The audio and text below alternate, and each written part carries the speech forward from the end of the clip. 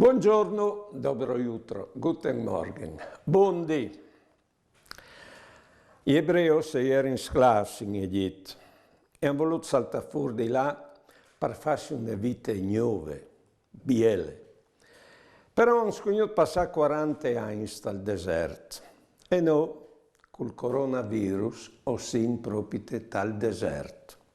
E speriamo di farsi una nuova vita dopo di queste esperienze. O il nostro Mosè, o possiamo considerarlo il Papa, che nos continua di chiappare in mano il Vangelo, perché il Vangelo è la parola che intanto che tutto il passa e resta a illuminare il momento che stiamo vivendo.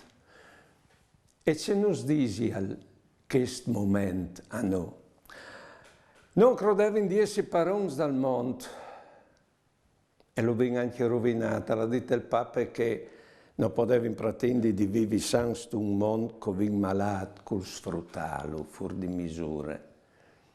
O credevo di essere paroni. E questo momento ci fa capire che noi siamo i gastali, gli amministratori, di un mondo che ha le sue leggi e che noi non possiamo la quintri. Di modo che se di che bande lì o si sentì piccoli e ho di rispettare il mondo pariesi no, resta no sans, di che altre bande noi abbiamo l'istinto di diventare grandi. Sì, questo momento ci dice che grandi o sin, scoviargin che o sin figli di Dio e se o vivin di figli di Dio. Buone giornate e buone vite.